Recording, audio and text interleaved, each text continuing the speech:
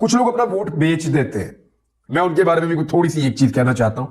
Vote का इस वक्त रेट चल रहा है 5 से 10,000 रुपए, 5,000 से लेकर 10,000 रुपए तक वोट का रेट चल रहा है मार्केट में। अब अगर आपने अपना वोट 5,000 का बेचा तो आपने बेचा है 5 साल के लिए। 5 साल में होते हैं 1825 दिन। जरा 5,000 को डिवाइड करें ना 1825 के ऊपर, तो आपको ₹2.75 से कम मिलते हैं, यानी ₹3.25 आपको एक दिन के मिलते हैं। क्या आप अपना वोट बेच देंगे रोजाना के ₹3.25 में? एक घर का रोजाना का खर्चा 1,000 रुपए के आसपास पहुंच चुका है इस वक्त, तो 1,000 रुपए एक घर का रोजाना का खर्चा है, और वोट कितने में बिक रहा है? ₹3.25 रोजाना में।